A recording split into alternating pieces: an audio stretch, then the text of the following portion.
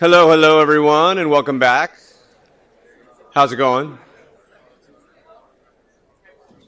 Chad, how are you today? You doing well? All right, great. Good to see everyone back. Hope you enjoyed the early panels this morning. We've got a treat for you here. First, we get to hear about the winners of the pitch competition from yesterday. So I'll do that announcement. And we've got a wonderful panel with our partners, Heatmap News. On the pitch competition, judges had an incredibly difficult time with this one. For those who saw the pitches last night, can we have one more round of applause to the people who pitched? I mean, very impressive. So the judges came back and they said, we have a problem. We actually want to award 3 prizes. We think that the teams are so good, it's incredibly difficult. So can you find, an approach that actually allows this to happen? So we have 1 first place prize now of $2,000 and 2 second place prizes of $1,000, just due to the judges twisting our arms and making sure that we were able to offer people who done an incredible job the reward that they deserve. Without further ado, the 2 teams that tied for second place are Vibrant Building Technologies, Ryan Fletcher, and Harness, Marlo and Jesse. So those 2 tied, and then our first place, thank you.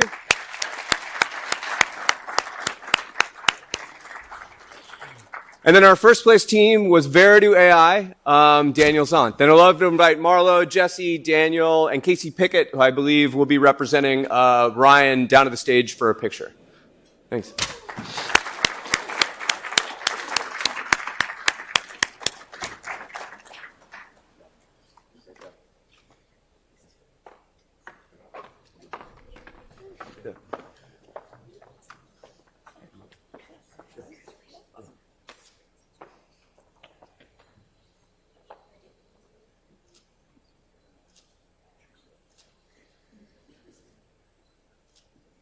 Thanks, y'all. Congrats. And again, a call. If you can help one of these individuals, please take the 5 minutes, the 10 minutes, the 15 minutes, the hour that you can to support and help them at this early stage.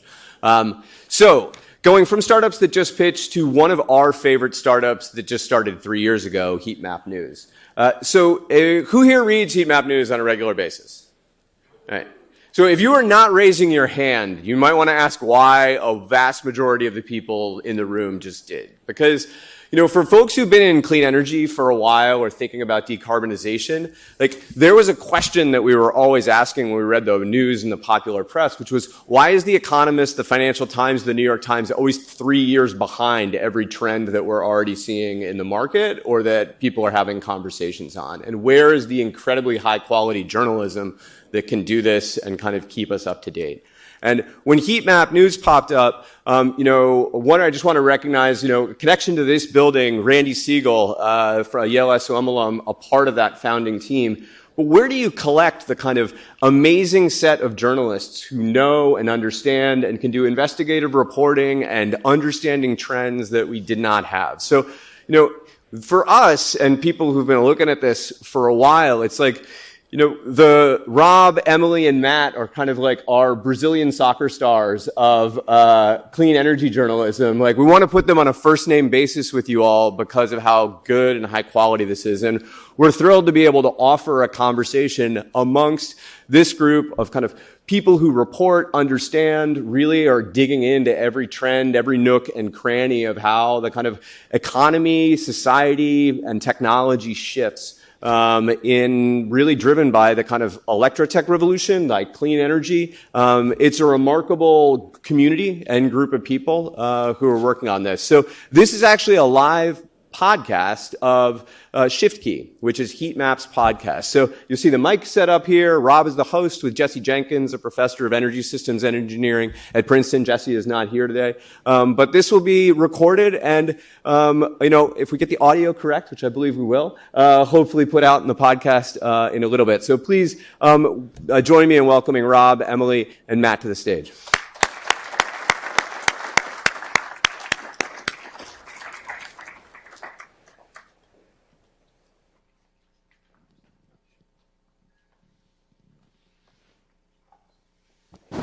Thank you so much, sir. I wanted to start by saying that the Yale Clean Energy, it was great. We were here. Hello, everyone. Sorry, I had to reboot.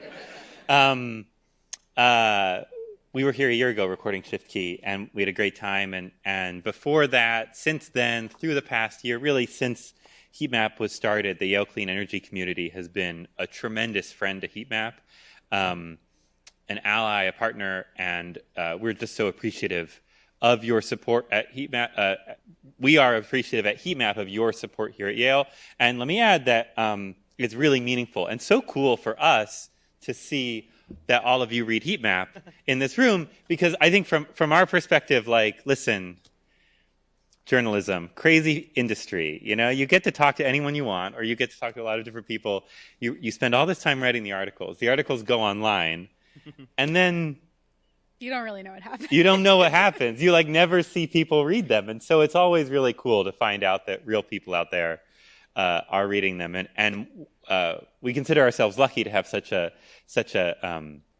plugged in, smart, fun group of readers as this. So thank you so much for reading, and thank you for your support here at Yale. We really, really appreciate it. And I have to say, as a co-host of the Shift Key podcast, Shift Key and my co-host Jesse, who couldn't make it today, also really appreciate it too. So thank you so much. Give a round of applause for yourselves. I command you. Okay, great. We're going to do a live episode of the Shift Key podcast here. We can't play the theme for you. We didn't set up that tech, but I can say the thing that we always say. So Jesse couldn't make it today, but we're going to do a bit of what we've started to do lately on Shift Key, which is bring in some of my colleagues at Heatmap to discuss some of the big trends we're seeing and some of the stories we're tracking as clean energy, climate, and decarbonization reporters.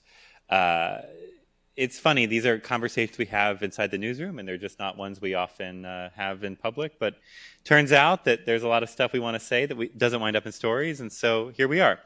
And so without further ado, I wanted to say you are listening to a live recording of Shift Key, Heatmap's weekly podcast about decarbonization and the shift away from fossil fuels. I'm Robson Meyer, the founding executive editor at Heatmap News, and I'm joined today on this week's show for a very special conversation about what I would say is a huge month. Oh, great. That's good. We're just going to make sure we have that for the room tone since we're recording this for a podcast. I'm joined today to talk by my colleagues Emily Panacorvo and Matthew Zeitlin, both journalists here at Heatmap, to discuss what has been, I think, a big month for climate and clean energy and energy politics generally, both because we're going to talk about two big things today. The series of elections we've just seen along the East Coast and across the country, and then also this quite controversial memo that Bill Gates, who I would say is the world's largest philanthropist in climate causes and biggest funder of climate companies, put out just last month, calling for, I think as it's often been euphemized, a pragmatic turn in climate politics, climate philanthropy, and climate advocacy. So we're excited to discuss all of that today. Let's start, they're already on stage, but let's start by giving a round of applause to my colleagues, Emily Panacorvo and Matt Zeitlin. Podcasting, it's so funny. You all have to be on stage, so the equipment is here, but it's important to welcome them into the virtual booth. Emily and Matt, it's so good to have you here on stage, even though you already were. Great to be here, Rob. Yeah, thank you. That's exactly right. Thank you. Matt, I want to start with you. So you've been tracking for Heatmap. You were tracking the New Jersey governor's race, a race that it's an interesting election. It's Democrats trying to win the governor's mansion in New Jersey for the third time in a row. And although it didn't start out as an energy race, it kind of became one over the course of the election. So you just describe, what happened and how electricity politics and the politics of energy wound up becoming so important to it. Yeah, so I think this story kind of starts earlier this year, this summer, when the effect of the capacity auction in PJM, the large electricity market, that New Jersey is a part of, they're the J in PJM, happened, and there's this huge increase in the price that utilities had to pay to these generators for them to stay on for reliability of billions of over $12 billion, I think, and that translated in New Jersey, especially, which is kind of an energy short, electron short state, into a 20% increase, up to 20% increase in utility bills in the state this past summer. And this, I think, very quickly became, besides the national stuff with, Trump and then kind of perennial New Jersey issues like property taxes, quickly became like the number one issue in the race. And I personally thought Mikey Sherrill, the New Jersey congressman from northern New Jersey, who is the Democratic nominee, I thought she'd be vulnerable because New Jersey had its current governor, Murphy, is a Democrat, served for 2 terms. He had really made renewable and clean energy one of his big issues. And then he saw this electricity price spike under his leadership. And I thought she'd be vulnerable to that because, obviously Biden had lost in a large part because of cost of living concerns. But what she did is she kind of jujitsu'd this issue around, and she adopted this very bold and clear and simple sounding policy of declaring a state of emergency and initiating a freeze on utility rates. And this then became like the main thing she was talking about on the trail when people started asking questions about electricity. It was a way to kind of bat away questions about New Jersey's kind of offshore wind debacle that's resulted in zero offshore wind, and offshore wind's quite expensive in New York as well.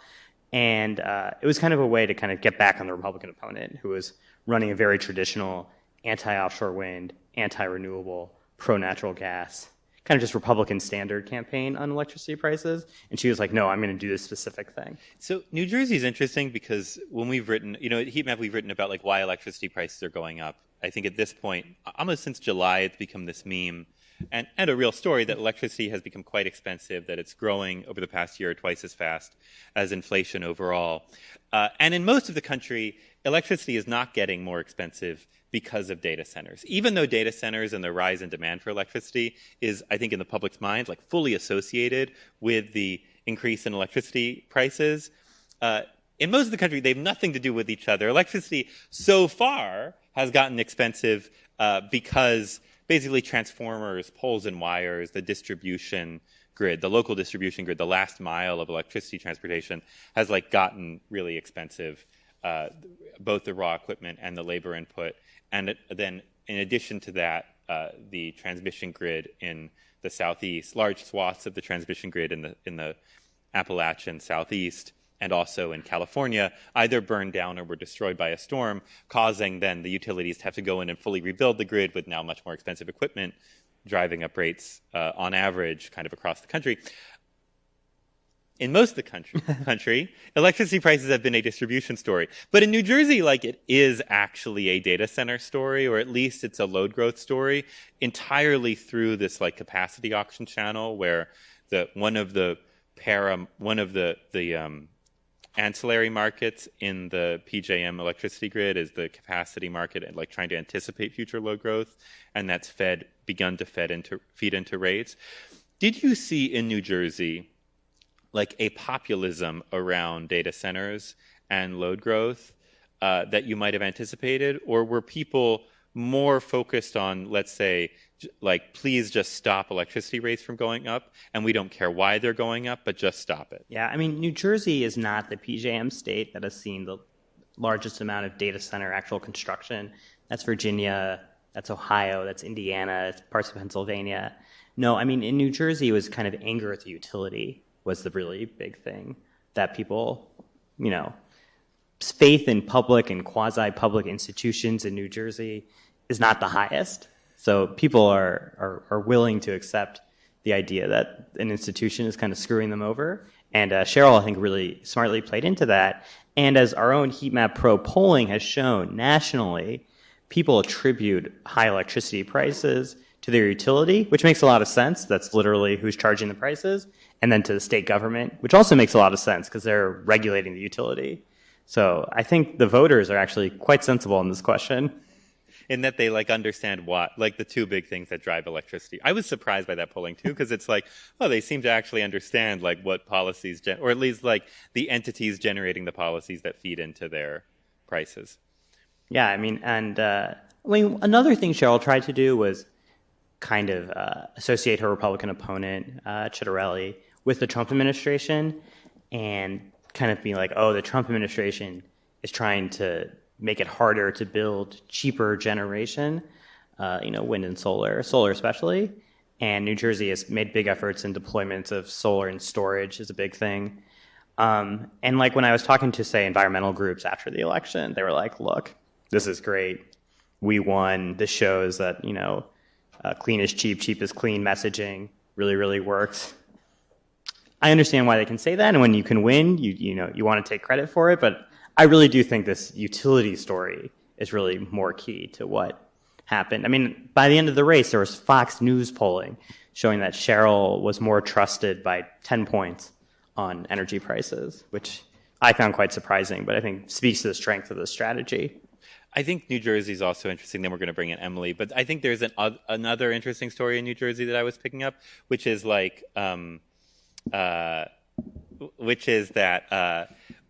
often we talk about the kind of fractious politics of climate change and climate activism around the Democratic Party. Dave Roberts, the climate journalist, has observed, and I'm simply going to quote his observation, that basically if you care about climate change, often the rule is just vote for Democrats, because the more Democrats you have in a state government or the federal government, just generally that means more things are going to happen on climate change. And his rule is like, just vote for Democrats. But often climate groups are also in a position of antagonizing Democrats, like the Sunrise Movement we see do this, aspects of the Sierra Club. We also see local environmental groups sometimes resisting energy development that Democrats at like the state or national level want to see, like specifically clean energy development. You'll see a local, Sierra Club chapter resist, say, a transmission line or a solar project that like state or federal level Democratic policy would like otherwise really like to see in a rural area. What was interesting about the New Jersey race is that the League of Conservation Voters ran like a huge number of the kind of Cheryl adjacent TV ads that, for all the gruff that I think we give some parts of the climate movement about like, look, Democrats are doing all these things for you. Do you want to say thanks to them or not? Like, LCV was actually a major component of the Cheryl ad strategy and like Cheryl campaign. Yeah, and I think that's because Republicans thought they were going to be able to polarize this race around offshore wind and around renewables. I think Ocean County, it's a coastal county in New Jersey, is the most Republican county in New Jersey in terms of vote margin, and intense local opposition to offshore wind there. But in New Jersey, this has become like a fully partisan issue, how you relate to renewables and offshore wind specifically. And so I think that has made it so that everyone, kind of the broad left of center, broad environmental community, understands that this opposition to offshore wind is like a thing Republicans do. As Democrats, they should be on the team. There's also something funny about New Jersey, and you're going to have to forgive me here. Yes, there is something funny about New Jersey. I know. There's something, this is the only moment in the 4-year cycle where, as a New Jersey native, I get to express like any indigenous knowledge, like get to like pull a card that's like, I actually know something about this state. There is like a rural-urban divide in the energy politics of New Jersey, in that if you look at the map of, blue versus red New Jersey, who voted for Mikey and who voted for Jack Ciattarelli, the people who live in the blue parts, there are people who live in the blue parts of the state who then go vacation in the red parts of the state, and it's the red parts of the state that resist the offshore wind, who live where the offshore wind would be built. Anyway, there's just like an interesting urban-rural divide there. Emily, you've been sitting on the stage this whole time. I want to bring you into the conversation. Virginia, so there were 2 governor's races in New Jersey and in Virginia. In Virginia has actually seen a huge amount of data center construction, but it hasn't maybe seen the increase in electricity prices that like New Jersey has seen. What role, if any, did data centers or electricity prices play in the Virginia elections, either at the governor level or the more state legislative level that you saw? So I more closely track the Georgia Yes. election, but I will say I think in the kind of like pre-reporting I did before the election, in Virginia, it seemed that data centers were much, much more the focus. Yeah. That like the candidates were campaigning around. That obviously ties into electricity prices. I think electricity prices played a role, but data centers were sort of like the central focus. And kind of like how are the costs of data centers, distributed among ratepayers and businesses? And it seemed like it didn't come up as much for Spanberger in her campaign as maybe it did in like the Loudoun counties, the areas where data center construction is starting to spill over into like what have historically been rural areas and are now becoming this kind of quasi like low density but industrial mix that data centers and that type of like Northern Virginia sprawl has brought in. Anyway. I'll also say, so our colleague Yale just published this story yesterday about opposition to data centers, and kind of she's been tracking how opposition has been growing around the country, that it crosses party lines, and talked to a lot of people in Virginia who were just like really, really up in arms about it. So we're kind of, we're watching how that opposition is kind of intersecting with renewable energy opposition, and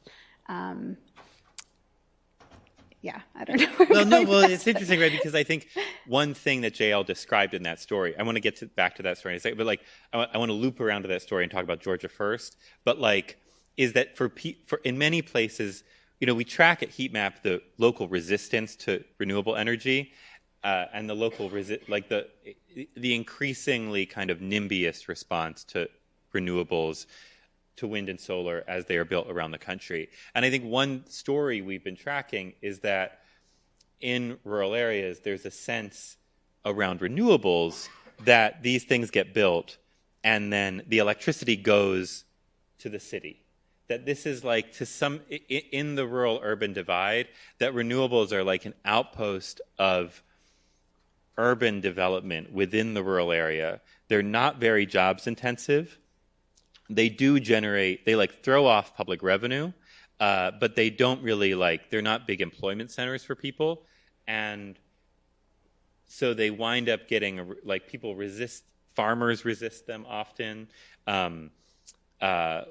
Local residents who want to see more jobs intensive forms of economic development resist them. And also local residents who just would like to see the land remain open and unused for whatever the current, whatever its current land use is, resist them.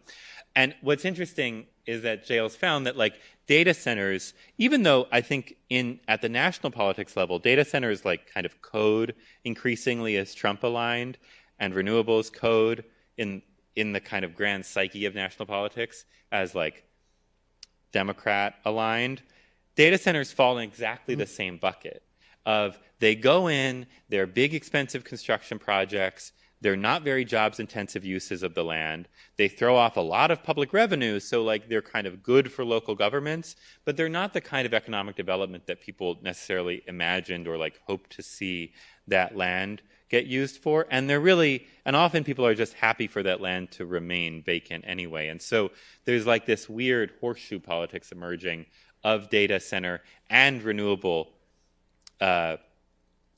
farm opposition that both kind of unites the right and the left. But let's talk about Georgia. So tell us what the story was in Georgia, because I think of all the races, this is maybe the most important for clean energy policy and climate policy, but also maybe it got the least national attention. It's actually pretty amazing how much national attention it got, considering this was a race for the Public Service Commission of Georgia. If you don't know what a Public Service Commission is, it is the body of regulators who oversee utilities, so gas, electric, water, often telecommunications. There's one in every state, and in most states, the governor appoints these commissioners, but in just 10 states in the country, and Georgia is one of them, the commissioners are elected. And so this was a huge election year for the Georgia Commission, because The election had actually been delayed by several years. There hadn't been one since 2020 because of a lawsuit that basically just pushed it off. And so the current commissioners hadn't been put to a vote in that many years. And during that time, during that like kind of extended period of time of them, staying on the commission, they oversaw 6 rate increases. Rates went up by like 30%. There was an average of like $500 increases on people's bills annually. Like it was just, Georgia became, it had like kind of the fastest growing rates in the country for electricity. And that was partly because of the nuclear power plant that was under construction there, Plant Vogtle, which went, billions and billions of dollars over budget.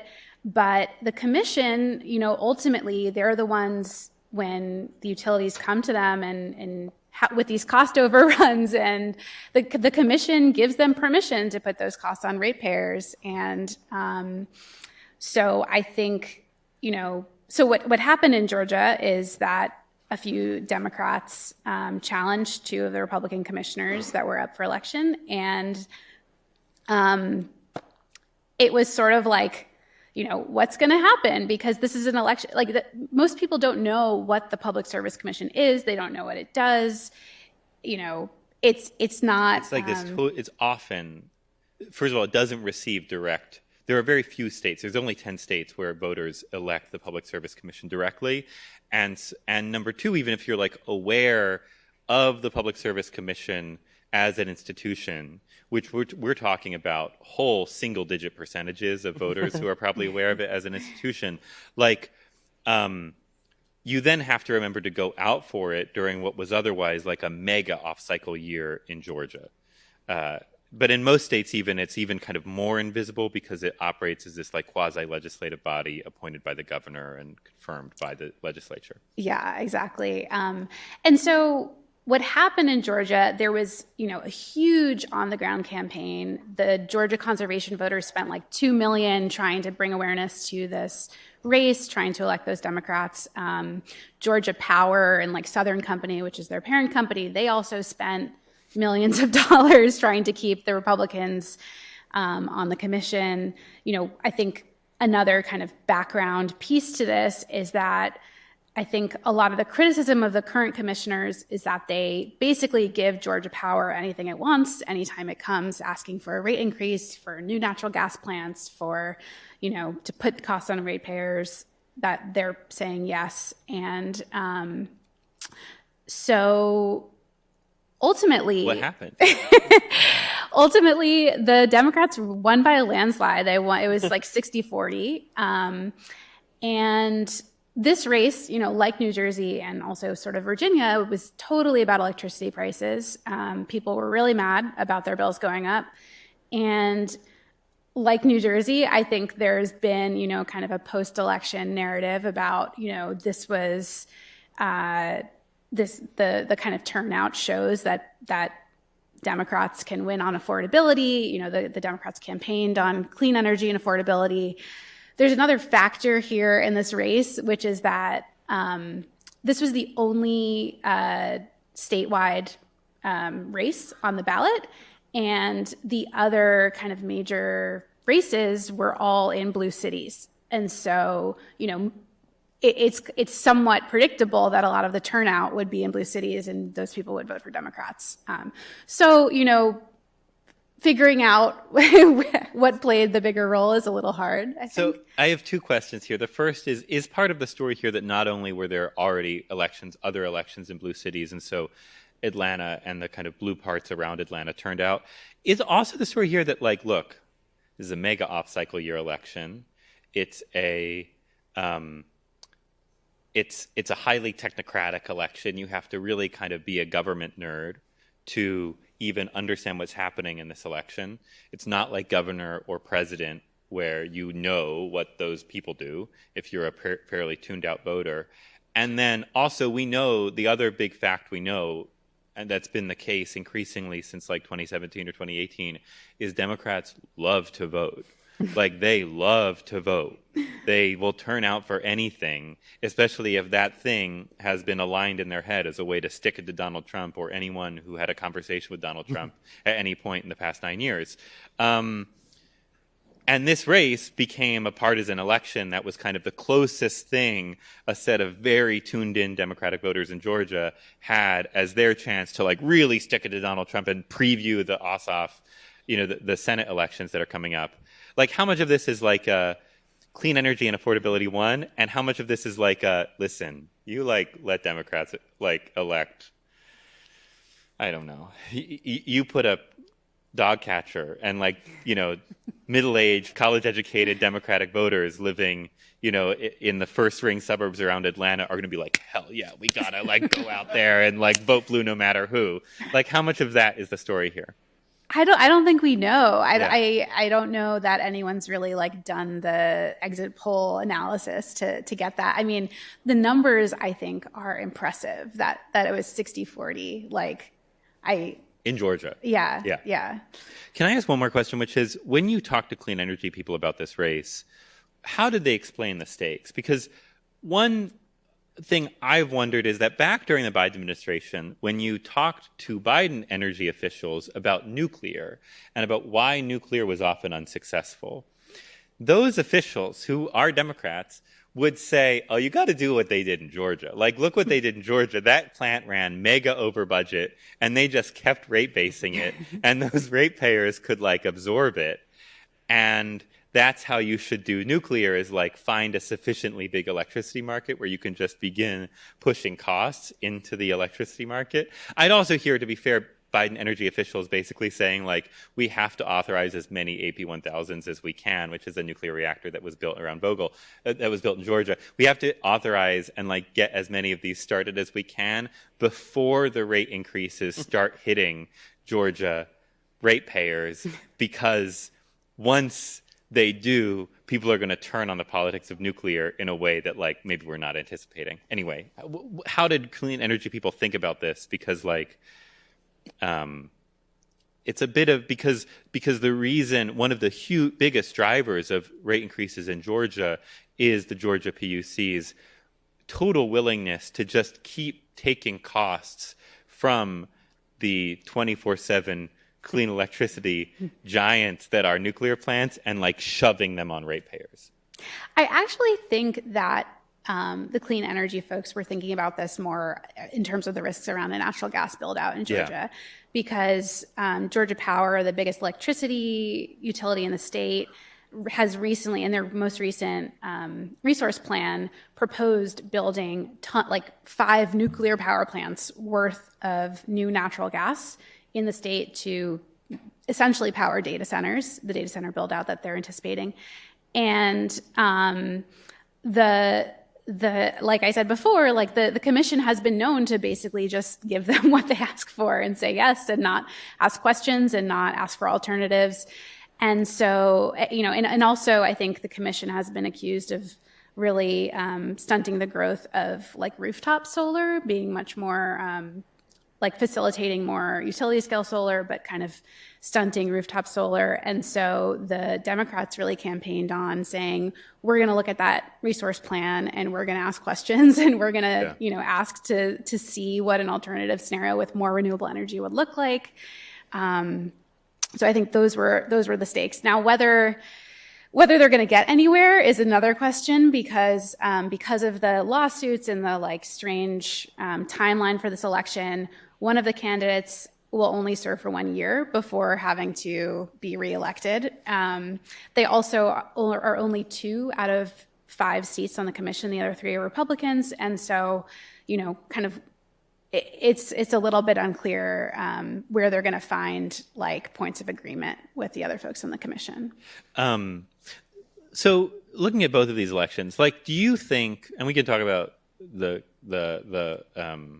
elephant in the room for this word that I'm about to say in a second, but, like, when you look at one of the themes that has emerged from the aftermath of these sets of elections is that Democrats have solved their political problems around the entire Trump second era. All they need to do is run on affordability.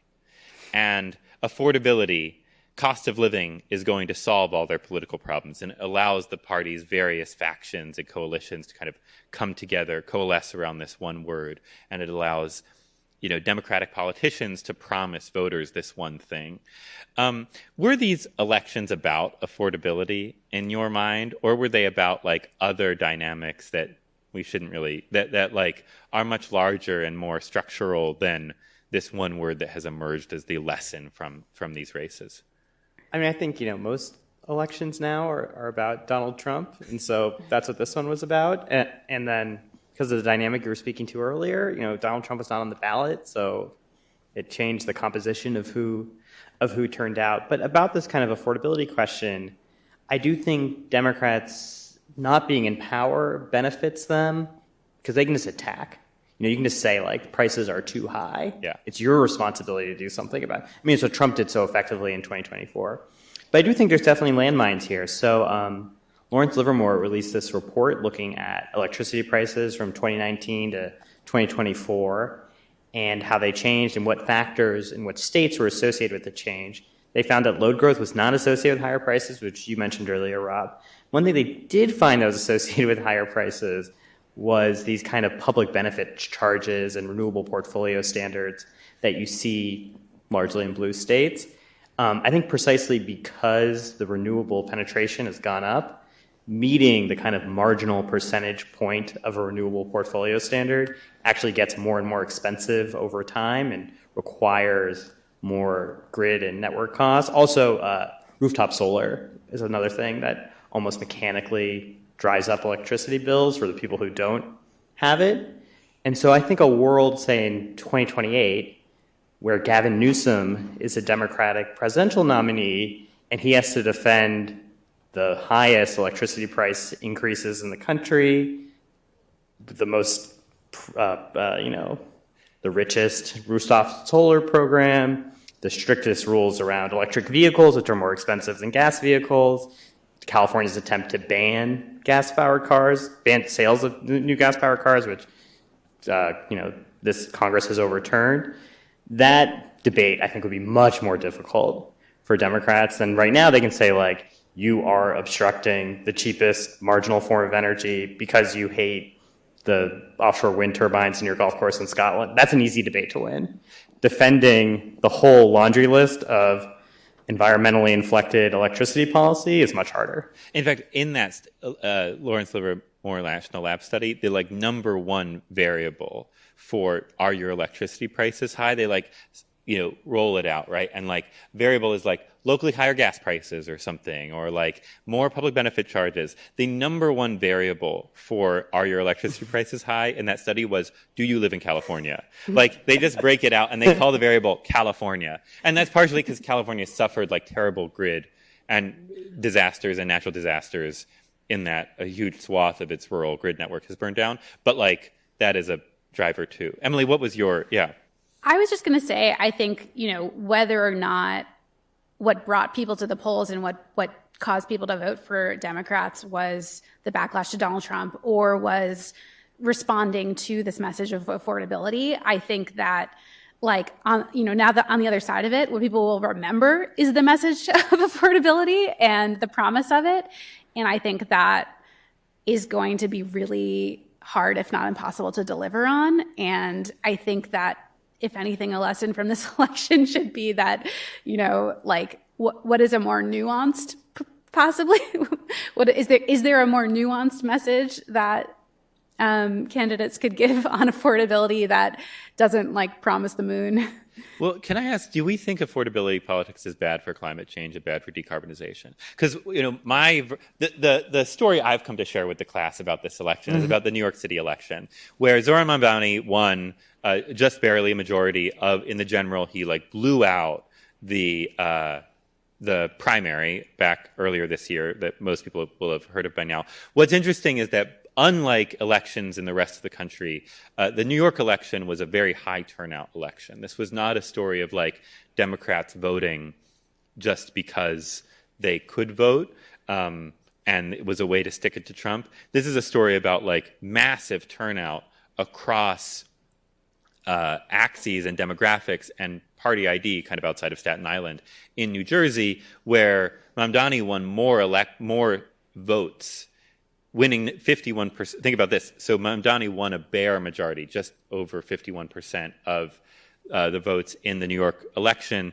but he won more votes in like more votes in a gross way than any candidate had in New York since the 1960s.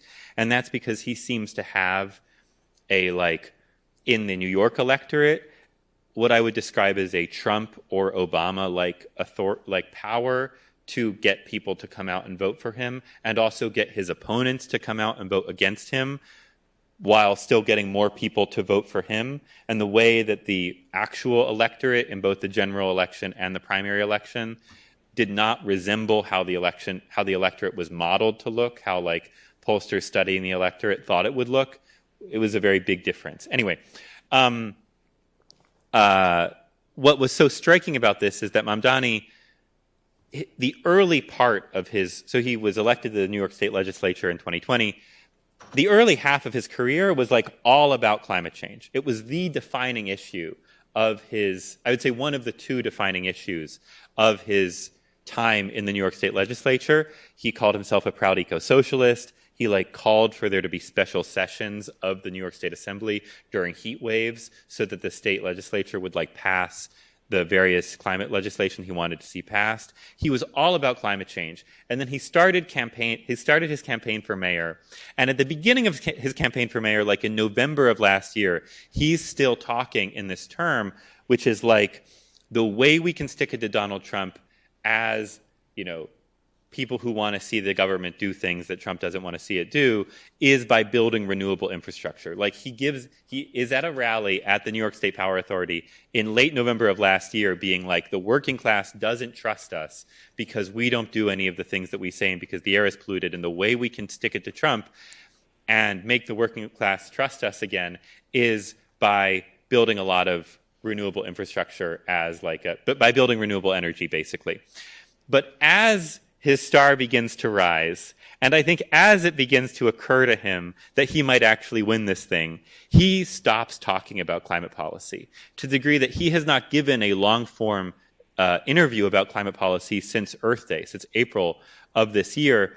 He did not roll out a climate policy other than his green schools proposal, which is frankly, a very, very moderate proposal that's we're going to turn 500 schoolyards into green spaces, which is going to be really cool and sure, but is not a proposal to totally remake how the energy, this is a candidate who used to say the reason New York doesn't build enough wind and solar infrastructure is because of capitalism, and we have to take on capitalism and we have to take on monopoly utilities in order to actually decarbonize, and New York should be leading the way on decarbonization. And now as mayor, he's let's start with the schools and putting trees in the back of the schools.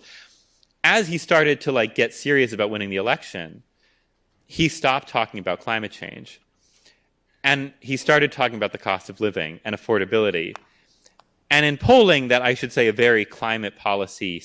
somewhat climate policy skeptical think tank called the Searchlight Institute, that's still Democrat aligned, did of New York voters after the election, they asked New York voters what issues do you care about?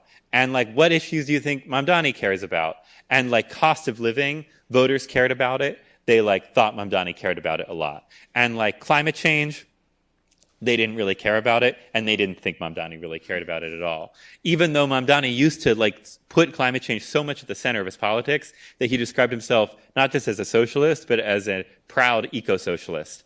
My question is there a bit of a trap here for, listen, Democrats want to see the Trump administration's hanky-panky around offshore wind and all this renewable stuff stop, but is there a trap here where leaning into the politics of affordability is going to instantly hurt climate policies when Democrats oversee them, because the way you do affordability politics is you in New Jersey, for instance, take all those public benefit charges off the bill. Maybe you say New Jersey's not going to adhere to the electricity-only carbon exchange that it's been in for a decade at this point, or half a decade, in order to keep costs down for utilities.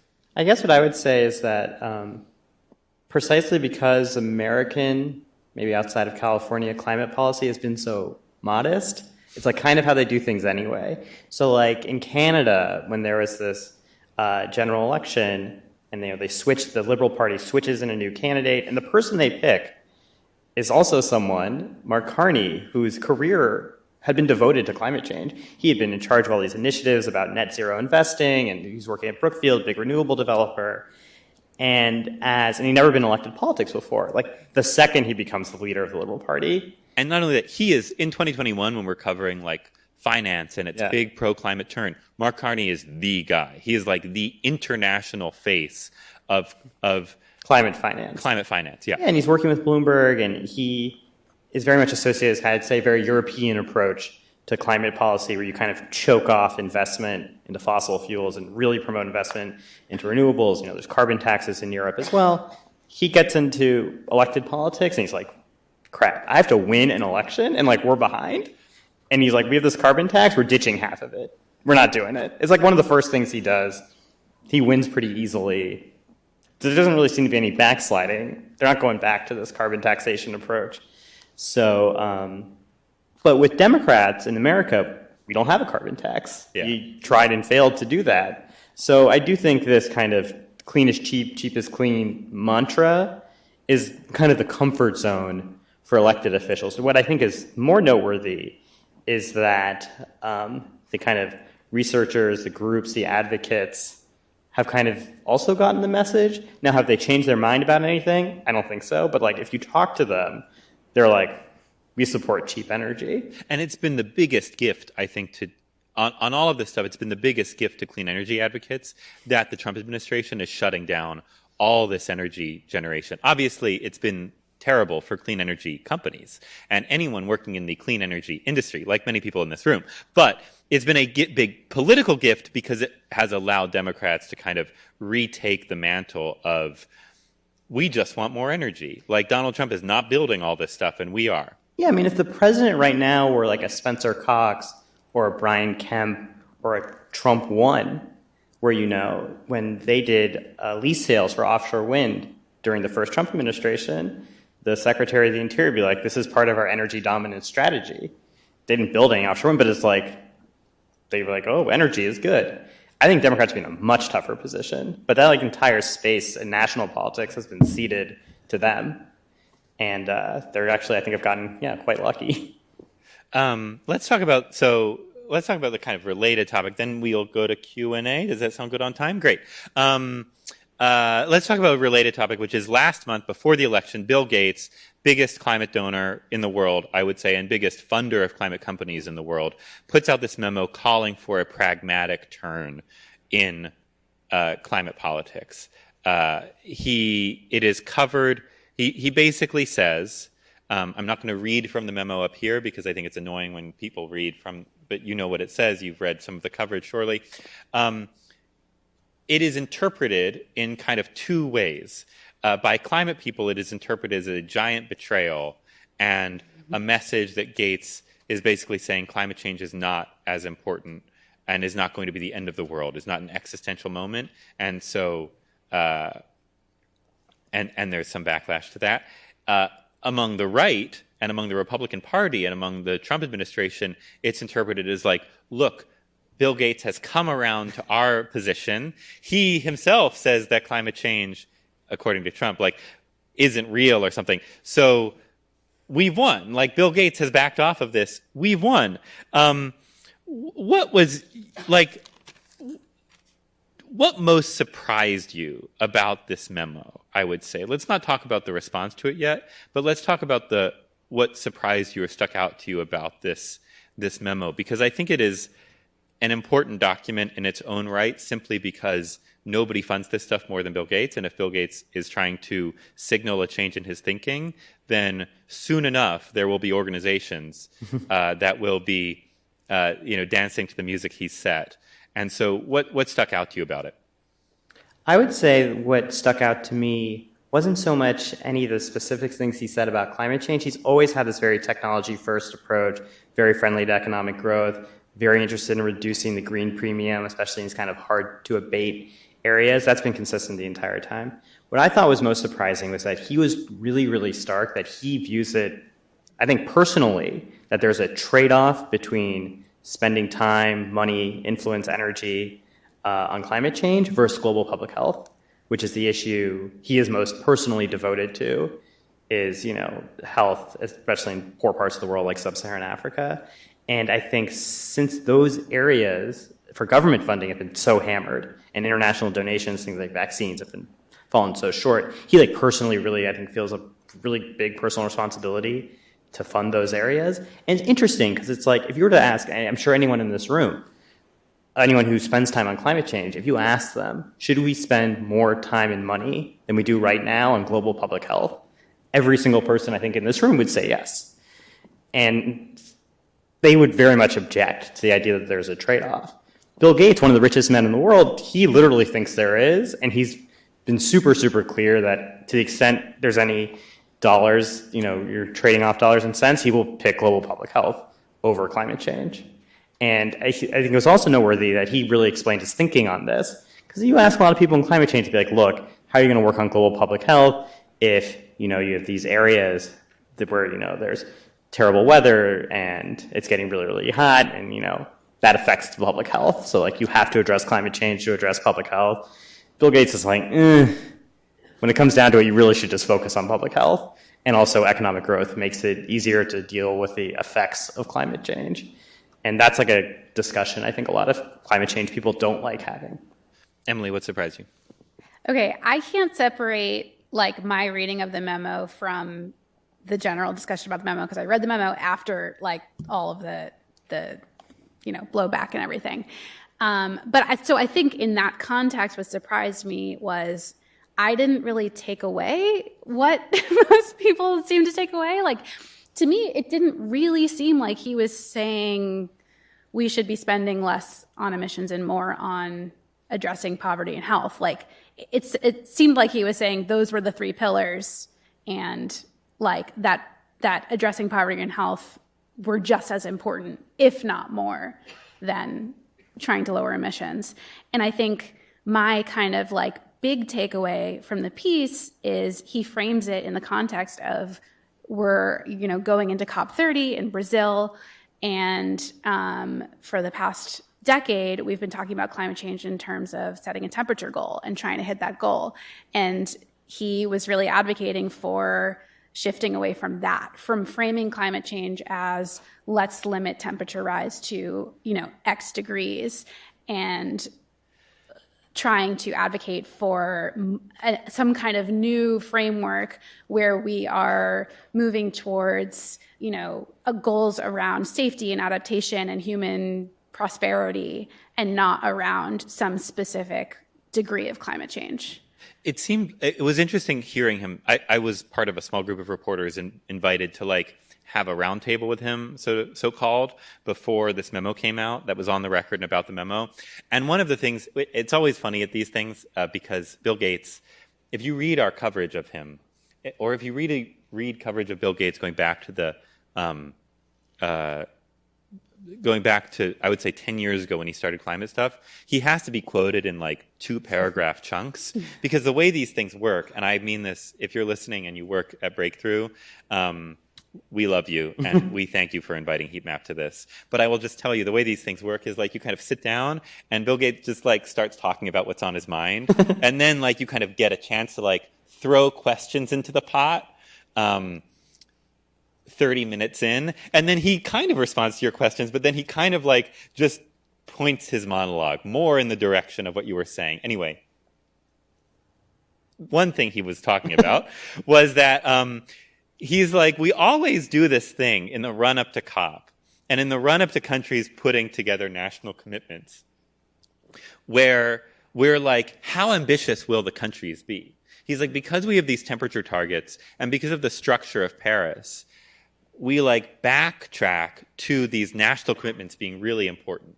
And he's and so there's all this kind of drama about how surprising, how ambitious these country commitments will be. And he's like, you would never actually want to be surprised by a country commitment. Like, you would never, like, we should never, ever be surprised by these things, because every country, like, has a demographic forecast.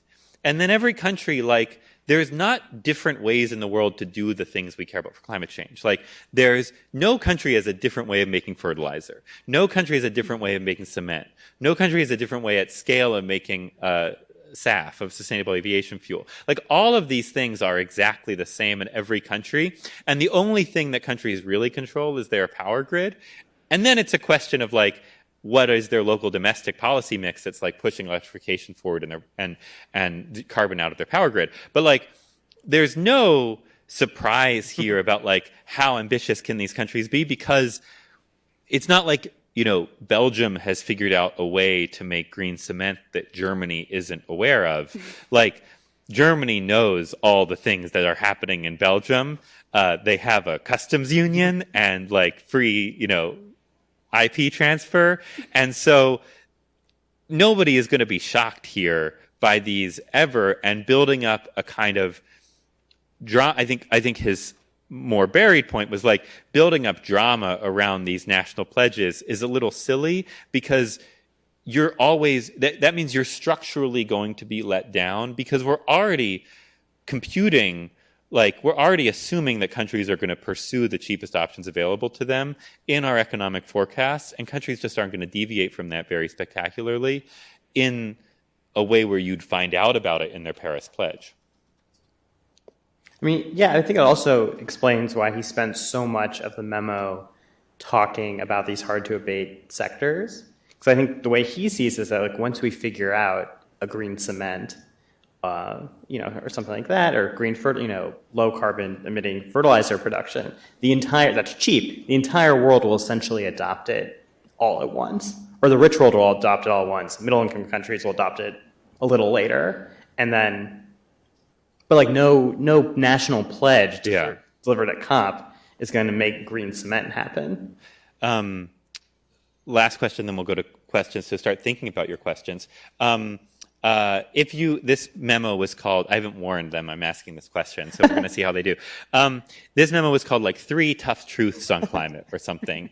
And I will say a little bit, it turned out to be the 3 tough truths that Bill Gates has been talking about since 2015.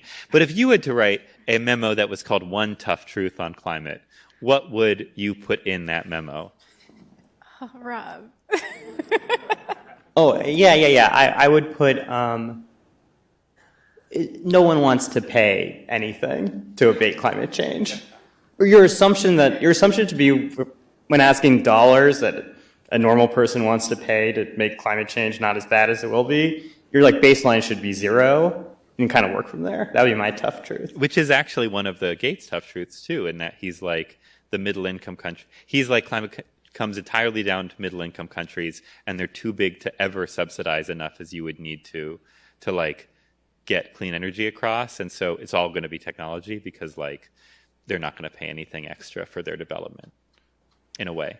I mean, middle income countries, like, you know, Kent County, Connecticut. I mean, come on. It's like, look around. I mean, I guess I'm biased. I'm from California, where we have a strange group of people that actively do want to pay more to make climate change not as bad. But one thing I've learned in my life, not living in California, is that not everyone is like that. I put you totally on the spot. I know. And before Matt started talking, I was like, oh, well, I think it's just the cost, you know? Like, I don't know. I think it's just the cost. Like, I think that actually making progress on climate change is very expensive, and we do not know how we're going to pay for it. Like, sorry. I don't know. I just think of it, that makes me think about, you know, I've been reporting a lot on building electrification, and how are we going to, you know, especially in New England, transition off of these, you know, gas lines, that miles and miles of gas lines that run through our communities, and electrify all these, you know, old, you know, 20th century buildings. 20th century? Or, you know, 19th. I was taking the train in here. Where are these 20th century buildings you speak of? And when I talk to people about this, one of the things that's happening right now is people are looking at how do we, every time the gas company wants to replace one little bit of pipeline that's like leaky or old, like instead of replacing it, let's just get rid of it and electrify those buildings. And that's like a great idea, but everyone's like, okay, but then how are we going to pay for it? Like, where does the money come from? And it can come from ratepayers. I mean, in some cases, that project might be cheaper than the gas replacement. But yeah, I just think about then there's that problem multiplied by every single thing that we're doing. I live in a co-op in New York City, and I now think the entire world works this way. I use the co-op governance model to understand everything. And it's it probably does give you a decent sense of how things are going. So building electrification is a great example. If you want to electrify all buildings, what you're saying is you have to replace your boiler today, and it works fine. You don't have to do it today. But I think that's a huge misconception. You're replacing it conceptually before the end of its natural life. Not necessarily. But then you're delaying the transition by a really long time. I think nobody is expecting you to replace your boiler before. But I'm talking about as a global economy. This kind of thing is that then when your boiler does fail, you need to delay, right? Because there's delaying the transition, but then it's when your boiler does fail, you need to delay replacing it by X number of days. However long it takes to get the electrified boiler in there. Or to get whatever you're going to use to replace your boiler in there, because it's probably not going to be at least right now, it's not the option off the shelf. And this is why people come back to you actually do have to pinch off investment in fossil fuels and in fossil fuel burning infrastructure, because there's no other way to make sure it's the default option when you get there. Do you think this might be my tough truth, climate advocates often say this is an easy technical problem and a hard social problem? Do you think that's wrong, and climate decarbonization is actually a very hard technical problem? I think it's a hard technical problem, but I think it's a much harder social and political problem. Well, also, it's that logic is so strange, because if only it were, technical problems can be solved. Technical problems get solved all the time. Social problems never get solved. It's okay, then we're really screwed. If it's just inventing a new type of thing, and this is kind of what Bill Gates thinks. Yeah, then you're back to the Gates world. But that would be great. If he's right about how this will all work, then the problem has been solved. Yeah. I thought we published a rebuttal from the climate scientist and climate researcher and thinker Zeke Hausfather, and he made I think a very, very great point, one that's often overlooked, which is it's not only climate technology that is getting more innovative and more effective and cheaper over time. We've gotten way, way, way, way, way, way, way, way, way better at extracting fossil fuels cheaply but with better technology too. And the entire story of American energy over the past 25 years has been a massive productivity leap and massive technological investments in our skill at extracting fossil fuels, and that has to go into the mix too. And on that happy can I say one more thing? Yeah. The economic effects have affected everywhere in the country except literally where we are right now. New England is completely cut off from the shale revolution, literally.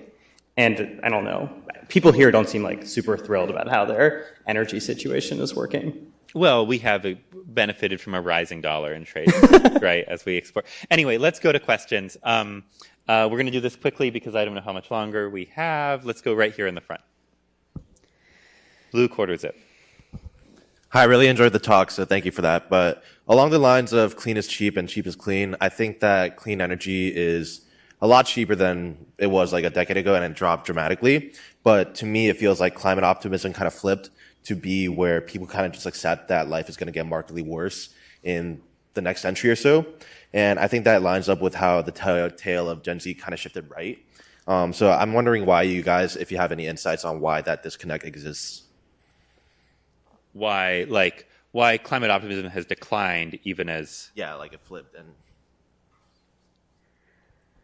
I would say that in some ways what has happened is that I would say two things. I think in some ways what has happened is that our sense of temperature pathways has changed a lot over the past 10 years too, in that part of what the revolution in climate action has been over the past decade was driven by a decision that not only was 2C. I mean, you go back to reading Vox climate articles from the late Obama administration, 2014, 2015, and they are like, the world's goal is 2C, to keep climate change to 2 degrees Celsius of warming by 2100, and it's never going to happen.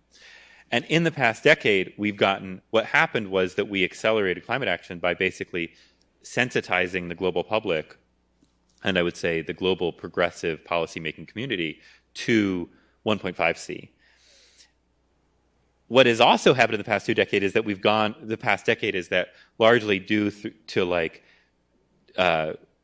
learning increases, economies of scale and like technological improvements coming out of China, we've gone from expecting like global temperature rise to be like more than 3C to like maybe shooting in the mid 2C to low 3. But that seems worse because we're more acquainted with what the modeled damages are at the 1.5 and 1.7 and 1.8 level. I also just think that there's a big question hanging over the climate community, climate policy making community, which is largely concentrated inevitably in the Democratic Party, that is tied to like the big questions hanging over American progressive politics, which are like the IRA kind of took a cheap is clean, clean is cheap philosophy, and number one, like I think found that there were still a lot of obstacles to building, even if you subsidize stuff that's already really cheap, and number two, Joe Biden really failed to, like, then it just kind of got, like, wrapped up in the overall political failure of the Biden administration, and Joe Biden couldn't really sell it. And I think the big question going forward is, like, is that because the president couldn't talk? Like, you know, the president couldn't, like, express himself in an extemporaneous way on the issues that had been presented to him, and so therefore had, like, no agenda-setting power? Or is it that, like, this is not something voters and the public care about at all, and so you're better off just handling this in, like, a very muted way, which it might be tie into how Mamdani has decided to pursue it in New York as well. Yeah, let's do another. Oh, I guess I get to call. Let's do black vest over on this side of the room. Hey, thanks a lot for this. It's really interesting here. When you're talking about the backlash to electrification here in rural communities, how does that add to the argument that the U.S. is acting more like a petrostate with shale production, while China is acting more like an electrostate with renewables build and all that? Are you referring to like the backlash to generation, like building new generation? I guess what I'd say is that in areas where there's fracking reserves and like shale, let me restart that. In areas where there's shale resources that can be unlocked and have been unlocked with fracking, often the federal government and the state and local government has gone in and blocked NIMBYism, has said you can't NIMBY fracking here, or they've done what New York State did, relatively early in the process and said, we're just not going to frack in the state. And so, like, the fights over permitting in natural gas and shale oil extraction kind of happened a decade ago, and now either places have relatively favorable fracking regimes, or they don't allow you to do any kind of shale extraction at all. What I would say is that there is, you see a lot of opposition to renewable development from rural areas, but not for reasons that have to do with like resource extraction per se. Well, you're just talking earlier that the same people using the same arguments in the same areas about data centers. Yeah. In some sense, the opposite of a solar farm or something. Except in its local economic impact, which is no jobs, disruption from construction, and lots of public revenue.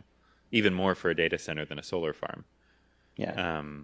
I guess what I'd say is that you could kind of there have been times in my career where I've thought, man, all of American politics comes down to like relatively urbanized and suburbanized, like merchant service workers and like high-end manufacturers, and they have different interests than like relatively rural and ex-urban commodity producers.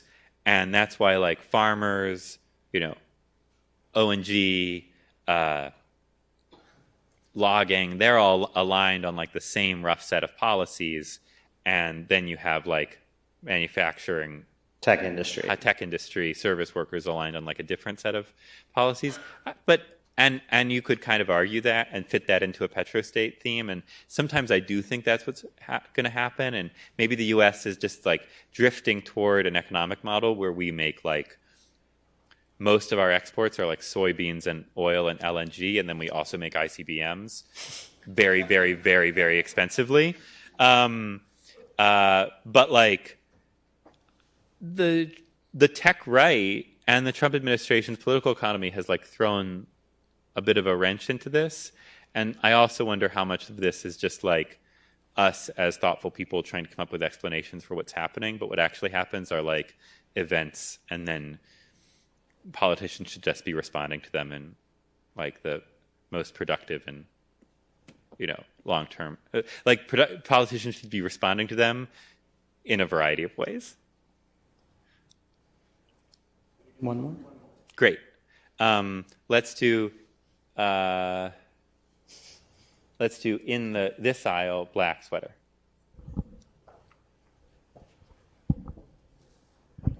I think in communication, climate change is a long-term issue.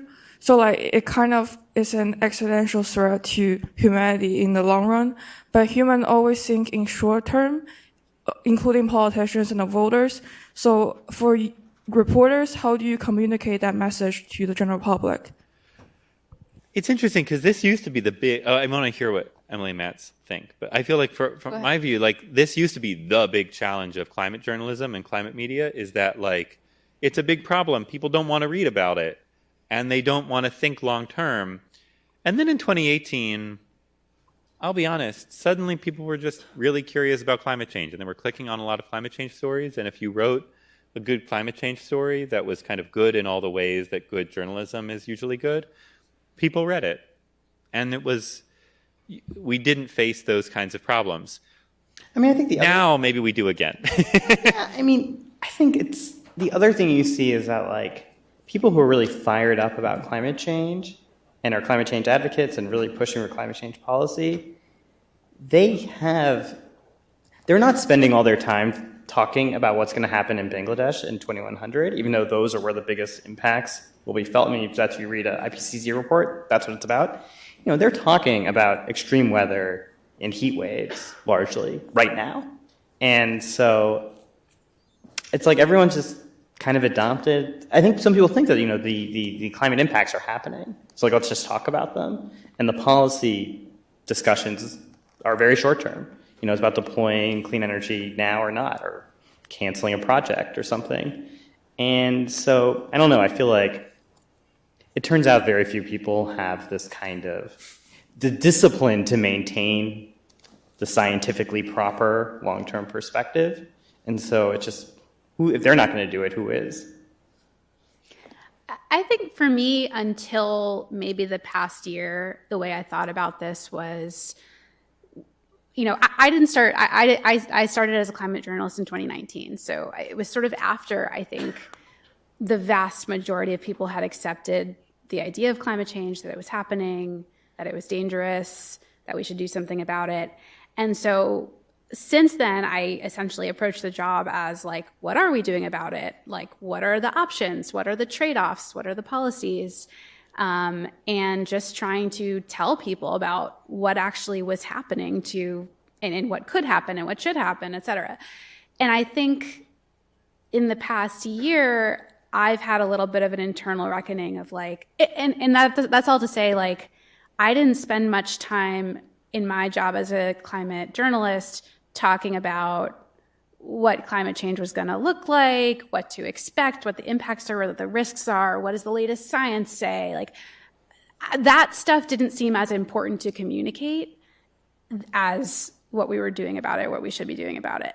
Now, I'm not sure how I feel about that anymore. After the Department of Energy report earlier this year, that was really attempting to refute the science on climate change. And, I do believe that a majority of people still believe it's real. I think there's like more confusion now about how dangerous is it? How at risk are we? Like, before people said we have 10 years to reduce emissions or else like catastrophe. And now it's like almost 10 years. And like, so what should we think now? And I think there's a kind of new job for us as journalists to start talking about that again and figuring out, what is the urgency? How do we convey it? What are the risks? How do we convey them in a way that's maybe more nuanced? I think that in 2015, the climate messaging community, climate communications community switched to a kind of new playbook that they would describe to you. And that playbook was like, climate change is real, it's fixable, and it's happening now. I might be misremembering some of those 3 points, but those were like the big hits, right? It was like, and that was when I think all of communications about climate change kind of became way more present focused and way more like, this is a real thing that is happening right at this moment, but it is a tractable problem. We're now 10 years into it being a tractable problem. And I think one effect we may be observing is that climate change is so aligned with people's partisan ideas in the US that climate change doesn't need to have a long-term impact on their, like they don't think about climate change as having a long-term impact because if it's hot, like way later into October or November than they used to experience, or if it's a really, really hot day in the middle of the winter, or if it's a really strong downpour, and there's flooding, like more flooding than there would have been before, but not maybe the kind of catastrophic flooding that is sometimes described as being a catastrophic flooding we would expect from like 2C. They perceive those near-term harms of climate change, or those near-term like perceived harms of climate change, to be like real hits to their welfare now. Like lots of people, like I think, experience the effects of climate change now as real present hits to their welfare. But when they then make decisions about their welfare, they like still think in more in longer term and kind of like more ways that are better reflect the economic modeling, and they're not willing to pay the costs, as Emily was saying, of decarbonization. And let me just add one more big problem here that I'm going to identify, and then we're going to be done, which is that like 10 years ago, I also think there was a model of international coordination on climate change. The US at that point was like, forgive me if I misremember the stat, 15% of global emissions, 14% of global emissions. It was higher than it is now. And the US imagined the role, when US leaders thought about what decarbonization would look like, they imagined a role where the US was forging an international consensus and then developing the technology to make that consensus real, which is roughly the same kind of process that happened with the Montreal Protocol to fix the ozone layer. Since then, what has happened? And so so the U.S. was both like a large share of a larger share of global emissions than it is now, and also like there was still all this technology that needed to be developed to like make decarbonization real globally, and the U.S. could like export it while striking an international deal to make decarbonization happen. What's happened in the past decade is that the U.S. share of global emissions has like continued to decline. It's 12% now. Maybe Trump will like succeed in bumping it up a tiny bit by the end of his term, but like there's the trends, if the president also achieves his goal of like building a ton of new nuclear reactors. He will potentially do more for decarbonization and domestically than like the Biden administration did. So, but the key fact is the U.S. is declining as a share of global decarbonization, and China's developed all the decarbonization technology that the U.S. once imagined it was going to export. And so, or like much of the decarbonization technology that the U.S. once imagined it was going to export. And so, when we think about solving climate change over the next like 20 years, or what climate politics will look over the next 20 years, the role that America could play is very different than the role that America imagined it would play when the Paris Agreement was forged. And I don't know that we have like a clear sense of what that role might look like. The Biden administration experimented with one of the roles that maybe the U.S. would play when it tried to cut off development financing for, let's say, natural gas development in sub-Saharan African countries at the beginning of its term, and everyone hated that. The countries hated that. Everyone except like climate people, hardcore climate people. Bill Gates hated it. Bill Gates hates it. The countries themselves hated it. Everyone hated it. And so it's unclear what the path, not only is the path for domestic climate politics like a little unclear at the moment, though maybe we can kind of see paths forward. The path of the U.S. role internationally is quite unclear. And what I would take away from that is not only that like we're in the middle of the woods, but like it did also kind of feel, unlike Emily, I was reporting on this in 2017. I was a baby climate reporter. But like it did also feel like we were kind of in the woods then too. So this moment of being in the woods and not really knowing how things go forward is also when the like most innovative and important thinking about setting our path forward happens. And it happened then, and it produced the IRA, and there were some huge wins from the IRA that have remained in place even through the One Big Beautiful Bill, and it'll happen again now. So you're saying next year the conference will be in Chinese. That's Looking forward to it. Well, please join me in thanking the team from Heatmap for a wonderful conversation.